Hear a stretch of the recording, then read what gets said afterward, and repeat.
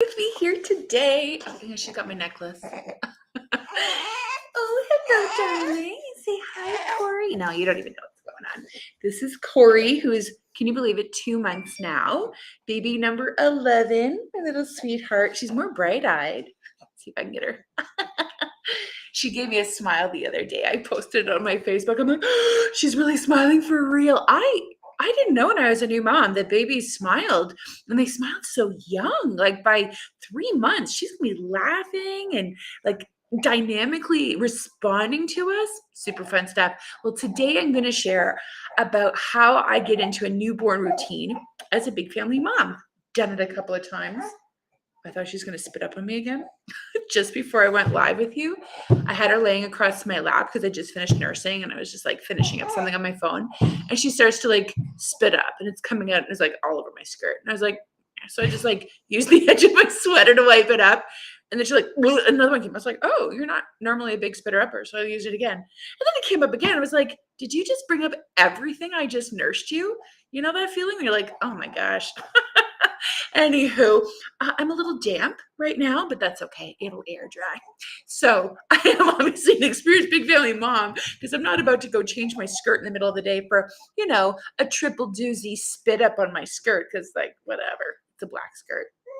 And yeah, I wiped it off on this. Normally, I'm well prepared. I'm sitting here at my island with the homeschool stuff behind me, which I'll grade after this. And I usually have these little flannel ready to go. I made them myself a couple of years ago in a crafty moment out of like little baby blankets that I didn't want to get rid of, like these sweet little baby blankets that I'm so emotionally attached to because I love baby blankets. And I turned them into burp cloths and double-sided, and I just used like the zigzag on my sewing machine and then gave them as gifts. I made boy ones, girl ones, and little gender neutral ones. Super fun. Okay, I'm getting off track. How do I get into a big family mom routine? I'll share that with you, how that works. So I just made a couple of notes here on my phone. I'm going to grab it quick.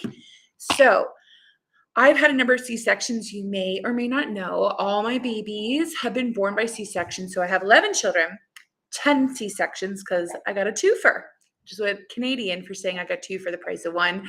When my second pregnancy with my sons, who are now 14. So I've had 10 C-sections. So every single time as I get into a newborn routine with, more than one kid, it's also a C-section recovery. So I have that angle as well. And I recognize that everybody's C-section, and everybody's vaginal birth is the same, but so I'm just going to share in the broad strokes of what really helps me go from, right home from the hospital to now where I am here a couple weeks, couple months later. And people are like, how are you doing so well? You look so good, and I'm like, I'm well aware of what I look like when I'm naked. And I appreciate it because, yeah, I am up. I am clear. I am getting enough sleep. I am feeling that wonderful feeling that I've experienced before when I'm like, I'm okay. I'm okay. I'm getting into my new normal. And here's some of the things that have helped me along the way that I've learned in the fire of becoming a big family mom as I've gone from totally unprepared with my firstborn child to then getting the twofer, the twins. So I had 3 into the age of 2 in my second C-section to now having 11. Oh, she just keeps grabbing my hair, but it's wonderful. So what helps me is, first of all, the first couple of weeks home, and I'm talking 2 weeks minimum, I absolutely 100% clear my schedule. In fact, this time around, because it was Christmas time, she was born on the 20th of December, I cleared 3 weeks off my schedule. And when I say clear, I mean clear, like nothing. I cleared every commitment I have, board of directors that I'm on here locally to help with the musical production, everything that I've been involved in, my social life, my friendship life, getting together with friends, visits with relatives, cleared, like erasing the entire board. I had literally no commitments. So the first thing I did is I erased everything. I was like, I'm out. See you sometime in January. And I didn't commit necessarily to be like back full steam and just flip a switch on an arbitrary day 2 to 3 weeks later, because I've learned that's not a realistic expectation, and it's probably a setup for some burnout, resentment at the very least, or maybe even some serious health complications. Because coming home from a C-section, doctors advise, don't even lift anything more than the baby for the first 6 to 8 weeks. And that's why I don't, tear deep healing tissues in my own abdomen, because the outside heals up pretty quick, amazingly. However, there's many, many layers of tissues, deep tissues, nerves regrowing. So take it easy. So I maximize those 6 to 8 weeks, and I don't lift, barring like an emergency. Obviously, if I have to lift the toddler real quick, I might brace myself and really try to use my hips if I need to like pop the toddler in the baby bed real quick or something. Nobody's around to help me. So I go really easy, clear my schedule for the first 2 to 3 weeks. And then because we homeschool, I knew that it would like the second week in January, I was like, okay, second week of January, we're going to restart homeschool. But I did not start full steam at all. In fact, I went like quarter steam. I decided just to start with the very, very basics where we just, and I prepared my kids' homeschool schedules way back in December before baby came. So I wouldn't, because I knew my brain was just going to be not totally there. And I didn't know if she was going to be healthy, how I was going to be. So I just anticipated, a normal range and just in case. Kids already had their schedules, and we just started back real easy. I didn't even start the younger kids in the first week back to homeschool. I just got the older kids started who are like high school levels. I have 17, 14, 13, and 11. So those kids, they just have their schedules. They have their bins, which I'm going to do a homeschool walkthrough. I've been asked if, like, Tara, how do you do your homeschool? You can even kind of see it a little bit there in the background. There's a little bit of our homeschool cabinet. Everyone's got a bin, and that's how we do it. So they were just able to grab their bins, grab their schedule, and just go because they're pretty much on autopilot with support from me. But for the younger kids, I didn't even do it the first week back. So I'm like, you guys are going to have a 4-week holiday. I just kept them safe and alive, did our flow of the day because at this stage in my life, I actually have a buddy system, and many big families who hit this stage do this. You can look forward to this if you're not here. Those young ones now, if you have like 6 under 6 or 7 under 7 as I did, I began to do this, and now it's really paid off, is to start to have little matchups between the oldest and the youngest, or the oldest and say maybe your toddler. So where you have a 7-year-old, they can say, hey, honey, could you sit, with little 2-year-old and just play some little Play-Doh? And then, I might get half an hour out of it. And it's not like they're babysitting their younger sibling, but they're actually, just working with them, practicing some good life skills. So I began to incorporate that early on. And now we're at a point where we actually do 1-hour shifts throughout the morning that I have older teens who are 17, 14, and the 13-year-old who each take a turn with the toddler. And I have a 3-year-old and a 2-year-old. So some of them take 2 and they just take an hour off their homeschool. And that's it. They just spend time with their siblings. They go into their room, to another sort of enclosed area where it's safe. And we have a playroom upstairs because our basement's made out of dirt. It's an old house. So that's what they do. They take an hour rotation. So I can be present downstairs here on the main level. You can see I'm in my kitchen with the homeschoolers. The fact, totally took that off. And then I sort of just asked myself over the weekend, am I ready on week 4, home from the hospital with newborn? How am I really doing it? And though I was a little intimidated because my husband had now eased in going back to work, and he works in the trades, he's a handyman. So he was kind of doing like a lighter schedule because it's January anyway. But I've also done this in the summer when he's peak season. He's gone Monday to Friday and he's home sometimes late for dinner most nights. So I've learned how to do this in the tougher seasons, and I just so happen to have had a lighter season right now. So with all that in mind, I just grabbed a hold of my buddy system and it was already in place. We even do it on the weekend. And, some people they have opinions about that, but it works really well for us. And my older kids were taking their turns. So that was helping me out. Obviously, she's my little sidekick. She's with me everywhere I go. So people have asked me, Tara, do you put her on a feeding schedule?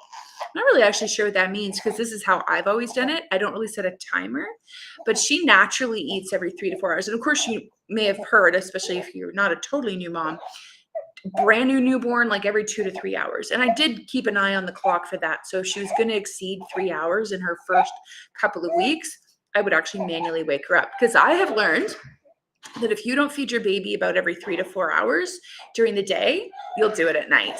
And I want to do it during the day. I don't want to do it at night. Right now, she gets up she gets up at least once a night. So I go to bed about midnight. That's my Tara, turn off the light time. So I go to bed at midnight, and I'm really I'm in my room. My husband's already asleep by 11 because he gets up earlier and he works pretty hard.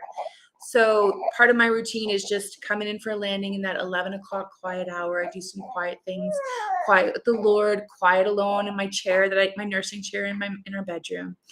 And then I'm just usually cluster feeding her from about anywhere from 8 p.m. until midnight. She's a cluster feeder right now because about 6 weeks, newborns, it's just a thing. Start to, I don't know, develop a third leg that you need to fill full of fuel. So yeah, she's cluster feeding and she has been for about 2 weeks now, and her thighs are getting all chunky, which is great. I know that milk is going somewhere. So as I'm going through the cluster feeding, I have kept my schedule clear. I have not attempted to rejoin the volunteer brigade over here and doing that over there. And there's a lot I could do. There's a lot I want to do. And yet I've learned from experience that it is wise for the first many months with a newborn, so she's a big family mom, to just do less and be home, be physically present, be emotionally present, be spiritually present, and literally like jettison the extra weight, all the extra things that I could do. Just, it's not going to serve me well to suddenly try to, be misinvolved. So I go easy back into the homeschool. And in fact, I decided to cut our homeschool down for the rest of the school year to mornings only. I used to do a blip in the afternoon during our quiet time with the older kids. We do a read aloud book, and I've done that for years and years, and I enjoy it. And I decided to do something new this year that I'm so glad I did. I was a little nervous at first, but it's working really good. I decided to have each of the older kids, so 11, 13, 14, 14-year-old kids, and the 17-year-old, so 5 of them, do audiobooks, either a shared audiobook or an audiobook of their choosing with oversight, and final choice by me. And or some of the older kids are actually working through some podcasts that we've negotiated would be a really good podcast. They want to check it out. It's approved by mom and dad. So I've downloaded a number of podcast episodes that they can listen to. And oftentimes they go on a walk at the same time because I live outside of Ottawa in Canada. It's the dead of winter. And so how do you get kids to do physical exercise, especially since I'm not like one of those like super exercisey kind of women? So they go on walks, listening to audiobooks. So 2 birds with 1 stone.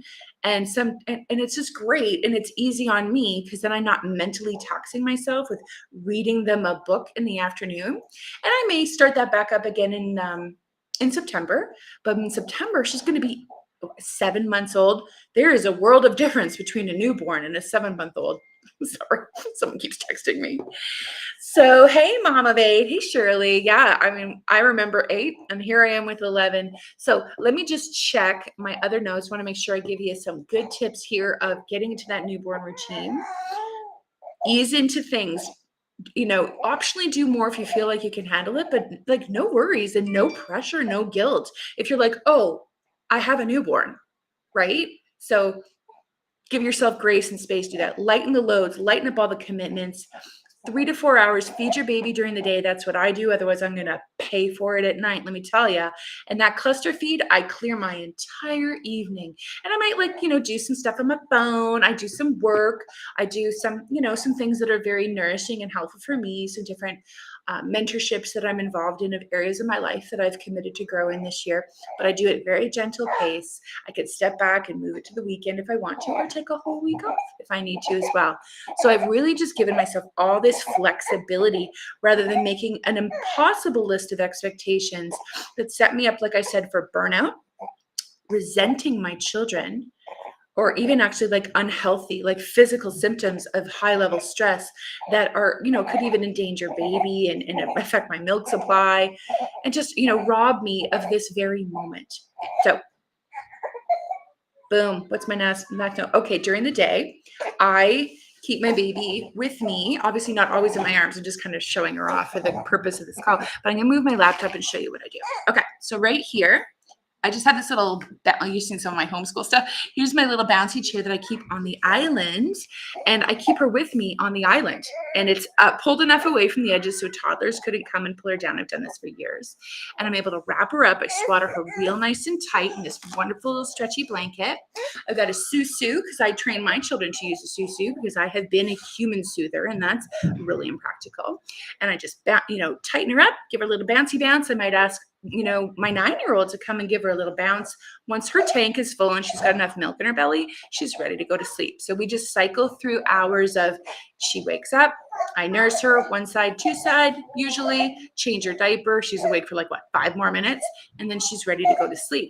So, and this just pattern goes for 24 hours until the stretches of awake get longer and longer as she, developmentally grows. Her tummy gets bigger.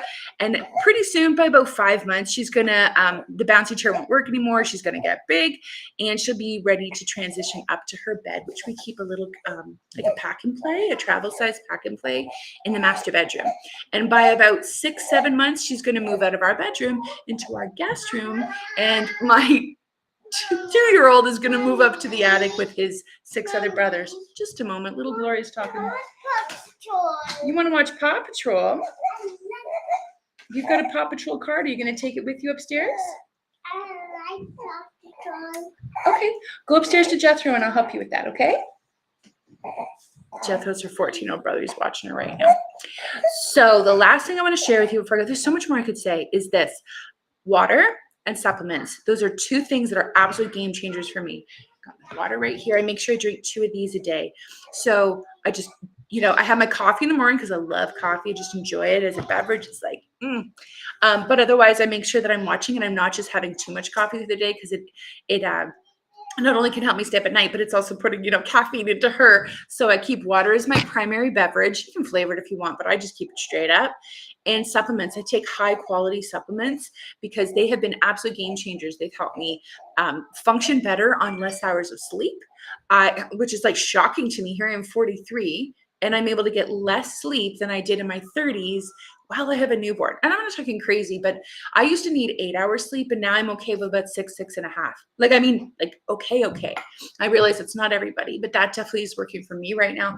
And largely I can see the day and night difference, because it wasn't like that before until I started taking the supplements. And if you want to know more about that, shoot me a message. I'm happy to share that with you. So water and supplements are my last big tip that make a huge difference. So I'm supporting my healing from the C-section and my body taking care of a newborn and generating milk, and also just the stress, right? The stress on my body, the stress on my mind of juggling a baby in the midst of newborn, big family life and homeschooling. So I hope this has been helpful to you. So many women ask me, like, how do you do it? Like I said, how do you look so good? And I've done it through learning the hard way. So hopefully this can shave some stress off of you. And if you'd like more tips, more support like this of Big Family Mom life, and you're not already in my Big Family Moms group, feel free to join. I put a link in today's video, so you're welcome to pop in and find more resources, more connection with other Big Family Moms on this journey of Big Family Mom life. Like I said, I've got resources in the group, a lot of stuff that I share in there. I'm very active in the group, and I'm happy to connect with other women, because it was hard in the early years. I didn't have other moms to talk to and be like, how do you do big family mom? It's one thing, like a lot of my friends would be on mat leave, and they would just be taking a couple months off before they were back. Their kids would go into some kind of daycare, maybe with family, and then they were off to work. But I didn't go back to work. I have fully embraced being a stay-at-home homeschooling mom. I believe this is a calling that the Lord has given to me, and that his word is clear about the blessing of children. And so that means that until he closes my womb, or if we have massive medical, life and death grade medical circumstances of a serious nature that would threaten me or the children, I'm embracing the blessing of children, and I'm home. And the Lord has seen fit to bless me with a child or 2 every 2 years, the last 17 years. So I'm all in, and I am grateful for the support I'm able to give to others, because I didn't really have that in the early days. I didn't know anybody who had as many kids as I did, even in my church, and I didn't know anybody who was in it for the long haul, right? They all kind of had a cap, but they were like, okay, that's it. We're done. Back to work, back to my real life, back to my real identity. And I'm not saying that's everybody, but you know what I mean? That's what I encountered. I didn't have a lot of support. So I am so glad to be able to offer this support. And it's a growing community of over 500 women in there already. So, and are just sharing our lives and the journey as we encounter struggles and opportunities to grow in the grace of God, and skill sets that are very helpful in a big family mom life model. So, okay, I think she's ready for round 2. Remember, she spat all that stuff up? Yeah. Okay, now she's hungry and tired. So I'm going to pop out and go nurse her. God bless you. It's good to share with you today. I look forward to connecting with you below. Let me know the comments of how newborn life is working for you as a big family mom. I'll see you in the group. Take care.